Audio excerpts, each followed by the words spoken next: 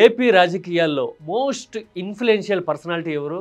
పొత్తులు, బయట వాళ్ళ సహాయం లేకుండా ఇండివిజువల్గా సింగిల్ హ్యాండెడ్గా గెలిచే కెపాసిటీ ఉన్నది ఎవరికి?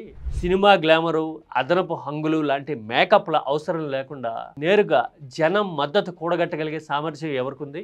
మీడియాలో మెజారిటీ కాదు 300కు పైగా వర్గం ఎదురు తిరిగినా కూడా ఎదురు నిలబడే కెపాసిటీ ఎవరికి ఉంది? వీటన్నిటికీ సమాధానం జగన్మోహన్ రెడ్డినే కదా. కానీ జగన్మోహన్ రెడ్డిని ఓడించడంలో చంద్రబాబు ఎలా సక్సెస్ కాగలిగారు? జగన్మోహన్ రెడ్డి చుట్టూ చంద్రబాబు చేస్తున్న ప్లానింగ్లో అసలు కీలకమైన ఎలిమెంట్ ఏంటి? ఈ వ్యూహాన్ని ఛేదించేందుకు జగన్ ప్రతిసారి ఒక్కటే అటెంప్ట్ చేయాల్సిన పరిస్థితి ఎందుకు వస్తుంది?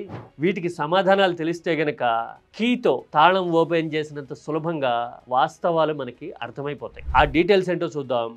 ఏపీలో నియర్ ఫ్యూచర్లో ఏం జరగబోతుందో కూడా అర్థమైపోతుంది మనకి.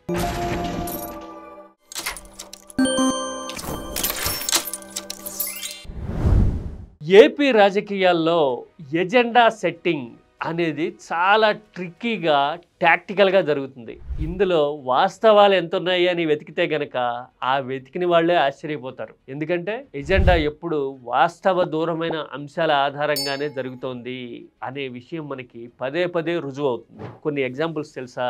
ఏపీ శ్రీలంక అయిపోతుంది, అప్పులమయమైపోతుంది, అప్పులు తెచ్చి పంచిపెడుతున్నారు అనే ప్రచారాన్ని 2024 ఎన్నికల ముందు చూసాం కదా. మరి ఈ 15 నెలల కాలంలోనే 191,361 కోట్లు ఇప్పటికే అప్పు చేసినాడు అని జగన్ చెప్పడాన్ని, ఆధారాలు చూపించడాన్ని మనందరం చూస్తూ ఉన్నాం. అంటే ఎజెండా సెట్ చేయడానికి అప్పులు అనే ఆయుధాన్ని వాడారు. తీరా చూస్తే ఇప్పటికీ అదే అప్పులు చేస్తూ ఏపీ ప్రభుత్వం నెట్టుకొస్తోంది అని మనకు అర్థమవుతుంది. ఇదేం మొదటిది కాదు, చివరిది అంతకన్నా కాదు. ఆ తర్వాత ఇలాంటి చాలా సిచ్యువేషన్స్ మనం చూసాం. రిషికొండ నిర్మాణాల విషయంలో కూడా ఇలాంటి క్యాంపెయినే నడిచింది. అసలు మొత్తం ప్రకృతి విరుద్ధంగా జరిగిపోయింది, విధ్వంసం జరిగిపోయింది, ప్రజాధనం లూటీ చేసేసి జగన్ సొంత ప్యాలెస్లు కట్టుకున్నారు అని చెప్పారు కదా. మరి ఇప్పుడు అదే భవనాలు టూరిజానికి, ప్రభుత్వానికి ఆభరణాలు అని చెప్పడాన్ని మనం చూస్తూ ఉన్నాం. పైగా ఏపీలో అంత క్వాలిటేటివ్ కన్స్ట్రక్షన్స్ ఇంకా ఏమీ లేవు అని చాలా మంది ఒప్పుకోవడం కూడా కనపడుతోంది.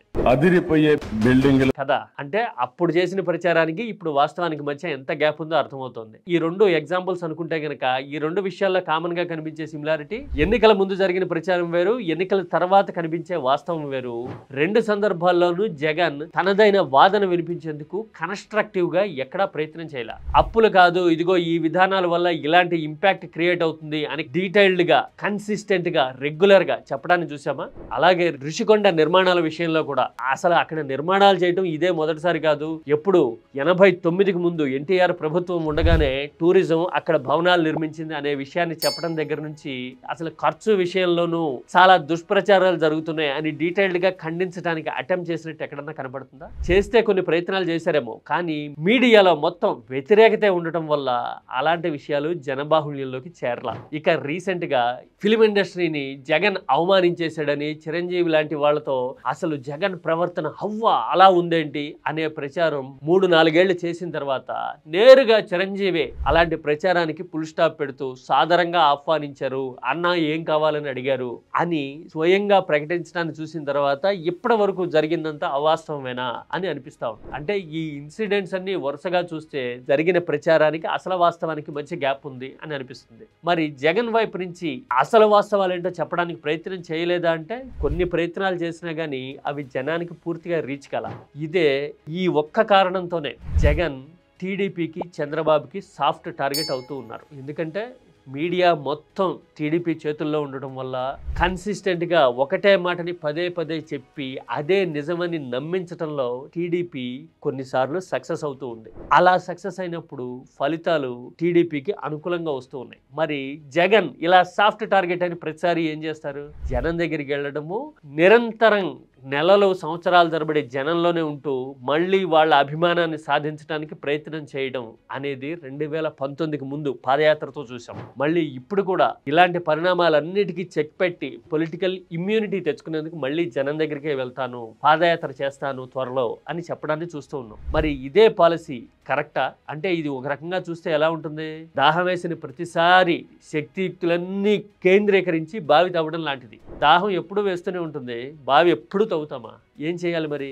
పైప్ లైన్ ఏర్పాటు చేసుకోవాలి. అంటే నీ వైపున మాట్లాడగలిగే ప్రచార సాధనాలను క్రియేట్ చేసుకోవాలి, వ్యవస్థలను ఏర్పాటు చేసుకోవాలి, ఇన్ఫ్లుయెన్షియల్ మీడియంస్ని తయారు చేసుకోవాలి. ఆ తర్వాత ఏదైనా ప్రచారం జరిగితే అసలు వాస్తవం ఏంటో తెలుసుకునే ఏర్పాటు ప్రజలకి అందుబాటులోకి తీసుకురావాలి. వాళ్ళే రియలైజ్ అవుతారులే, వాళ్ళకి తెలుసులే అన్న అని తేలిగ్గా కొట్టిపారేసామనుకోండి, వాళ్ళు రియలైజ్ అయ్యే లోపలే ఓటమి మన తలుపు తడుతూ ఉంటుంది. 2024లో జరిగినట్టుగా. ఒకసారి అధికారంలోకి వచ్చిన తర్వాత కూడా జగన్ ఆ పని 2019-24 మధ్య చేయలేకపోయారు.